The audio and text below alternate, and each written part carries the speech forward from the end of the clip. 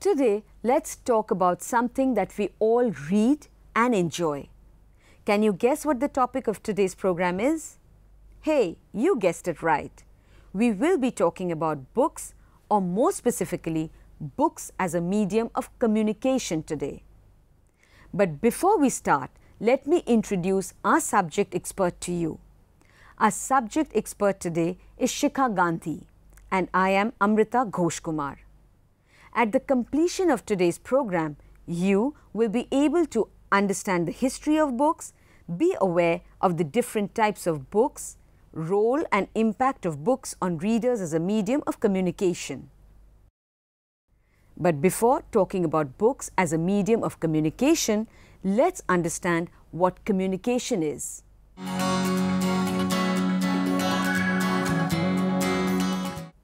Communication, a background.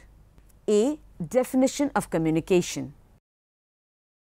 Let us begin with the definition of communication. Communication is a process of exchange of ideas, information through thoughts, messages or language and visuals, writing or behavior. It can be intentional or it can be unintentional. The minimum requirement for communication to happen is a sender, a receiver and a message. And communication can happen over vast distances, and it requires some commonality between the receiver and the sender to happen. This commonality can be of language, context and culture. When the receiver understands the message 100%, the communication is said to be complete. B. 3 revolutions that have shaped communication. These are pictographs or drawings on caves, writing and printing on paper. This made communication mobile. Example, books. Transfer of information through electrical signals. Example, radio, TV. C. Types of communication. There are 3 types of communication: intrapersonal, interpersonal and mass communication. Books are a type of mass communication in which the media message is spread to a mass readership through the technology of printing. Other types of communication are intrapersonal, which refers to the thoughts that we think constantly, our communication with ourselves. Interpersonal, which means the exchange of information between 2 or more people. And mass communication. Technology is used to disseminate messages to a mass. Its definition is communication at a distance with technology mediating the production, transmission and reception. Mass media is another commonly used term. It means the diversified media technologies that are intended to reach a large audience by mass communication. The term is also used interchangeably for mass communications. The print media are a form of mass media that use a physical object such as newspaper, books, pamphlets or comics to distribute their information. The print media uses paper and printing to spread information or the media message to a mass. So books spread their message to vast audience. The other mass media, namely TV, internet, films and the radio, use different technologies like broadcast media such as radio, recorded music, film and television transmit their information electronically. Outdoor media is a form of mass media that comprises of billboards, signs or placards placed inside and outside of commercial buildings, sports stadiums, shops and buses. Digital media comprises both the internet and mobile mass communication. While some forms of mass media are better suited to entertainment, others make more sense as a venue for spreading information. For example, in terms of print media, books are durable and able to contain lots of information, but are relatively slow and expensive to produce.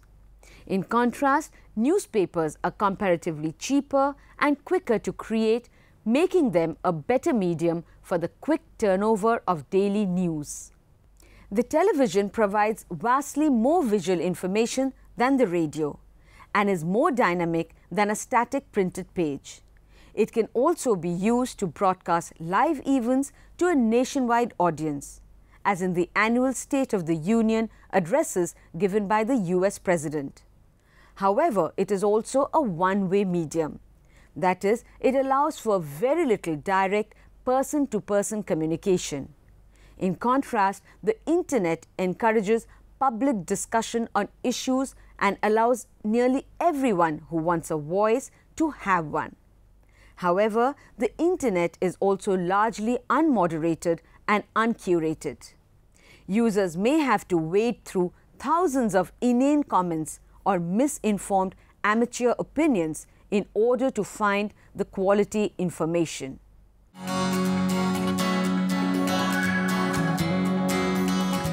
Now let us look at a brief history of books. Books as we know them today came into being with the beginning of printing on paper. Long before the coming of the printing press, books were made of vellum or calf or lambskin because of its durability. Books took more than a year to produce and paper was too flimsy for the process. In 1452, Gutenberg conceived of the idea for movable type printing press. In his workshop, he brought together the technologies of paper, oil-based ink and the wine press to print books. The printing press, however, was not a single invention. It was an aggregation in one place of technologies known for centuries before Gutenberg. Another discovery, the development of mass production paper-making techniques, helped in the mass production of books. We must clarify here that paper was discovered in China and brought from there to Italy in the 12th century, but was not used for printing because it was thought to be too flimsy. The first books to show up in print shops were Bibles and religious tracts. The next lot of books to attract publishers were the humanist texts brought back from Byzantium by the Crusades and other texts of antiquity. So while there was a replication of old ideas, mainly religious, there was little or no printing of new ideas. With printing, information spread to various strata of society and was not just limited to the elites. It marked the start of the modern world. This is sometimes also called the Gutenberg Revolution.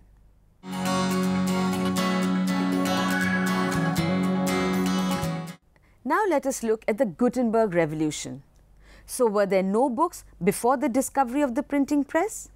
Yes, there were, but they were handwritten and were read by the rich and powerful only. But the Gutenberg Revolution in 1452 changed all that. The period between the 13th and the 16th centuries saw the rise of a print-dominated society, one that moved away from the church's monopoly of information that existed during the manuscript book period.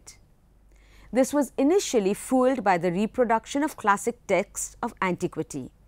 It was further fueled by the development of new kinds of books and science. These factors led to the development of books as elements of propaganda and religious education.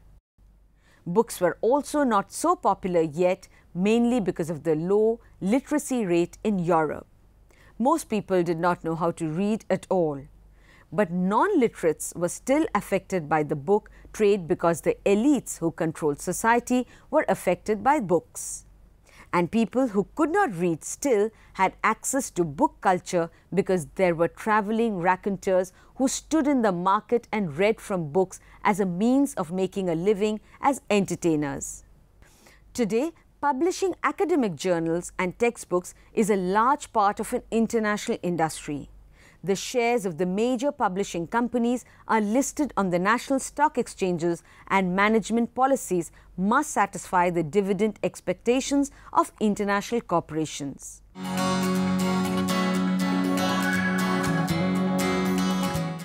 Now let us look at the 4 important periods in the history of the book. A. 7th to the 13th century. This is the era of religious publications, the age of religious manuscript book production, when Bibles and other religious publications were made. Books in this period are entirely constructed by hand and are largely religious texts whose creation is meant as an act of worship. B. 13th to the 15th century. This is the era of secular book production, the secularization of book production. Books are beginning to be produced that do not serve as objects of worship, but those that try to explain something about the observable world. The difficulty with the spread of such knowledge is that production is still taking place via preprint manuscript methods. The production of secular books was driven by two things. A. The rise of universities in Europe spreading from Italy, and B. The return of the Crusaders in the 13th century who brought with them texts from Byzantium. These books written during the Greek and Roman periods in history focused on world concerns. C. 15th to the 16th century. The first printed books. These are print versions of traditional works like the Bible, books of hours or prayer books, and the religious calendars. D. 16th to the 17th century. New information is put into books that have important consequences for European life and society. Books have stirred human emotions. They have sparked unrest, fanned hatred, but have also brought benefits and elicited love. What are these? Let's take a look at the role of books.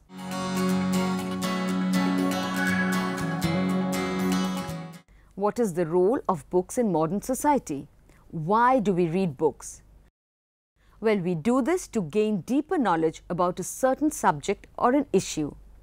This applies to non-fiction books. If we want to know more about an issue like the discovery of photography, what would you do? Would you read a newspaper? Or would you read a book or watch a movie? You would reply, read a book on the topic. This, my friend, is the primary function of books. They transmit knowledge from one generation to another. Other mass media like the TV, the newspapers and films also partly carry out the same function, but not as well as books do.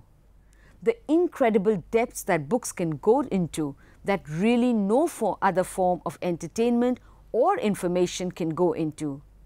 An example is the fact that most of our cultural history from before the 20th century comes from books.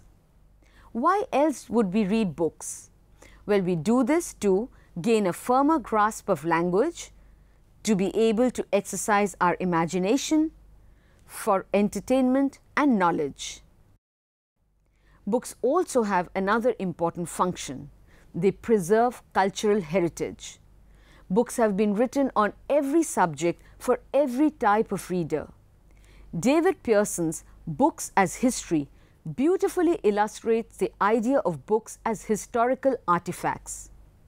Books down the ages have not been lifeless intermediaries in between authors and readers.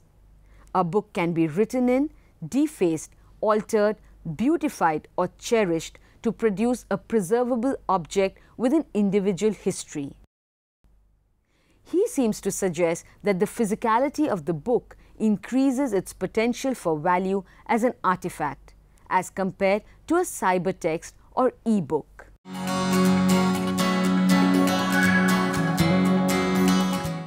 Now let us look at books as communication. Books were made to preserve important texts and to pass knowledge to generations. Books owe their existence to their usefulness as an instrument of communication. Books have a capacity to store knowledge. Printing of books made them an instrument of communication in contemporary issues, affecting a large public. The thread of communication and continuation with the world of scholarship has continued through books. They brought in knowledge from the past and from far-off places. Books were physically present and remained for a long time for in-depth study till their message was understood. Now let us move to another area where books show a lot of diversity, that is in their types, characteristics and the kind of content that they carry. Books, as we know, come in different styles and types. There are books on fiction and non-fiction. There are self-help books, mysteries, educational books and on a variety of different subjects. You probably have your favorite type of book, either fiction or non-fiction. However, you might be interested in knowing about all of the subtypes or genres of books which are available.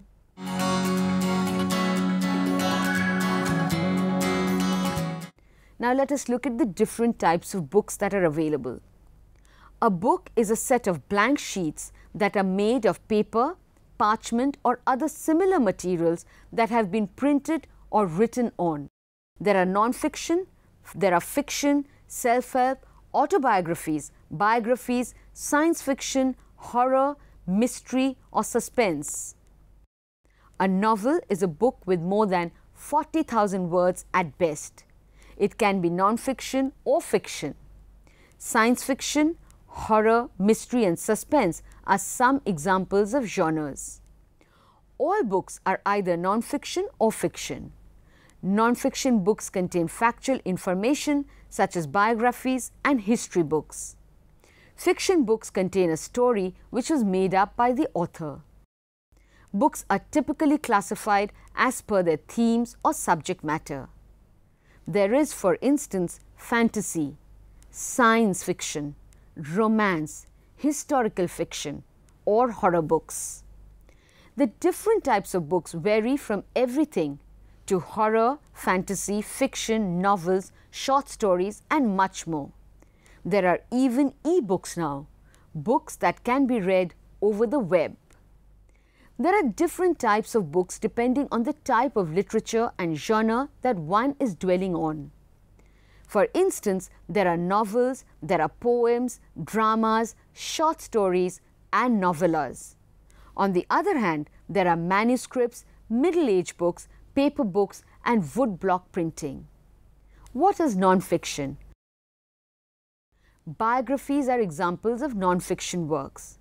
They talk about the lives of an important person. There are some exceptions to this rule. Journals such as the Diary of Anne Frank is also a journal, but it is a non-fictional journal. Other examples of non-fiction books are how-to books and travel books. Fiction.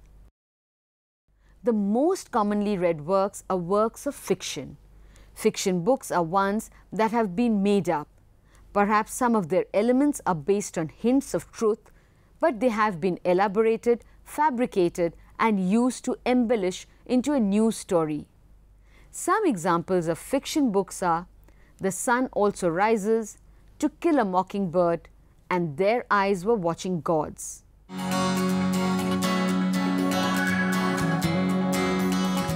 Now let us study the genres of books. The two types of books can be further subdivided into many different subtypes called genres. Here are some of the different genres of books which are available today. Science fiction, satire, drama, romance, mystery, horror, self-help, guides, travel books, children's books, religious books, science books, history books, math books, anthologies, poetry books, encyclopedias, dictionaries, comics, art books, cookbooks, diaries, journals, prayer books, series, biographies, autobiographies and fantasy books.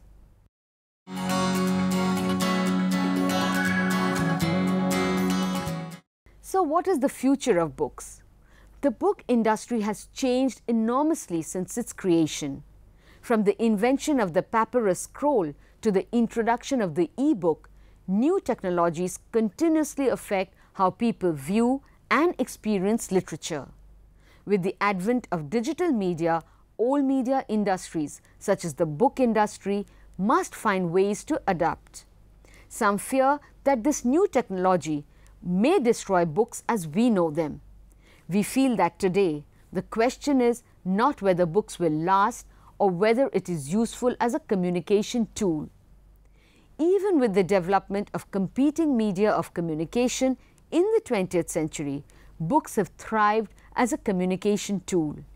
The future of the book is tied to efforts to make it more useful. There is an increasing demand from all sorts of readers these days to acquire books according to their comfort levels.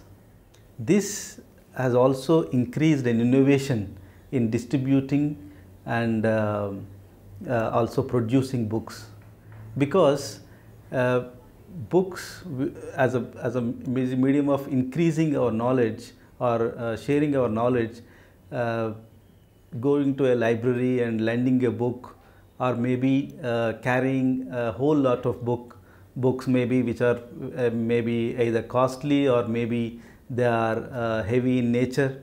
Now, keeping the modern demands and comfort level in mind, the books are also catching up with the technology and the day-to-day advances.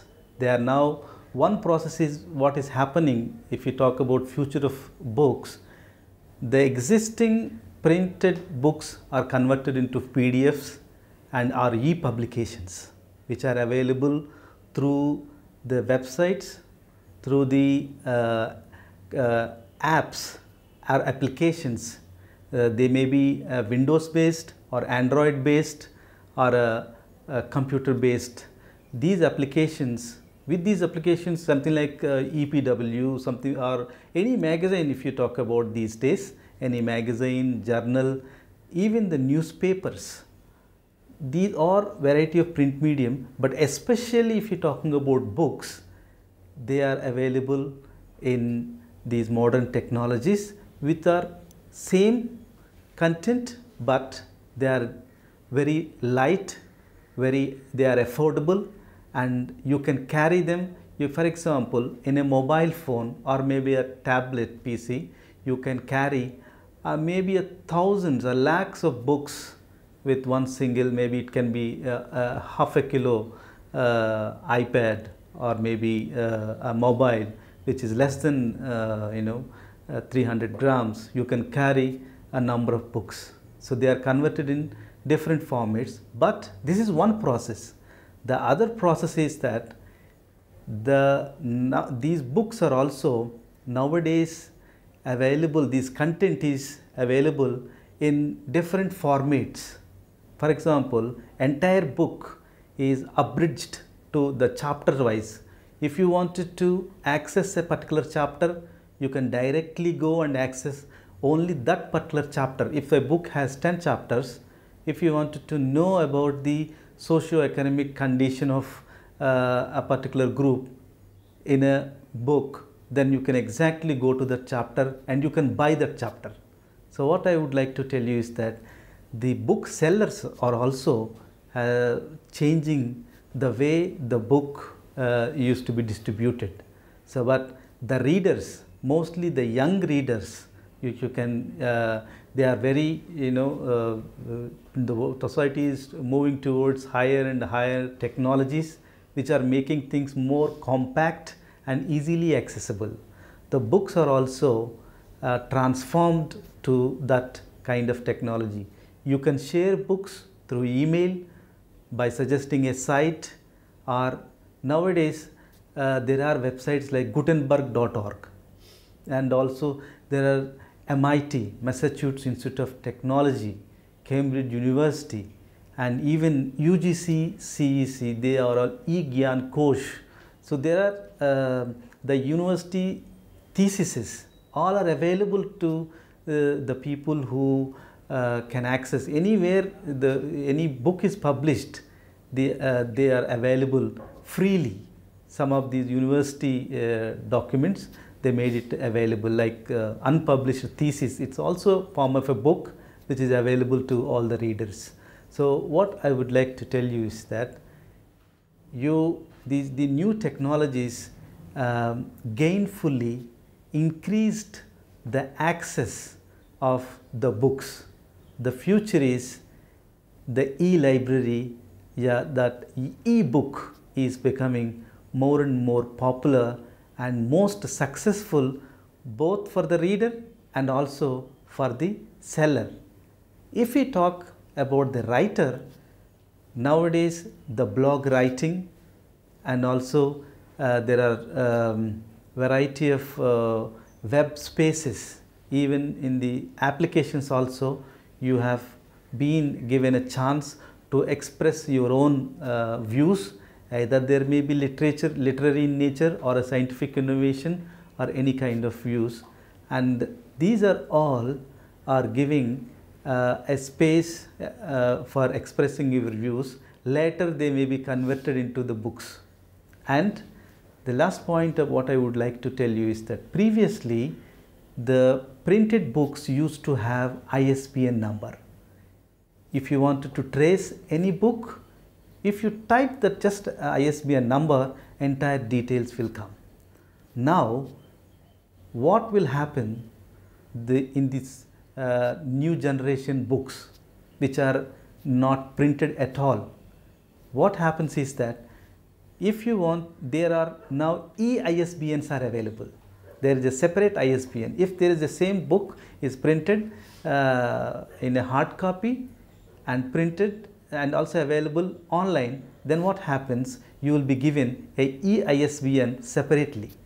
So that, and also there are printing agencies, what they are doing, which is called print on demand.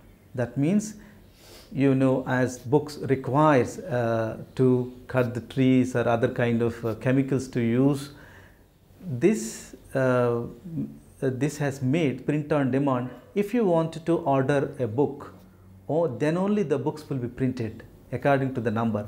It will not be printed excessively, so that you can reduce the cutting of trees and help the environment by having them on your laptops, mobile phones and the computer. And I am sure in future these books will be available with all the libraries with a fully digitalized things. Even though we cannot eliminate the print version of the books, but we can always have the option of having the books in our own way of comfort level.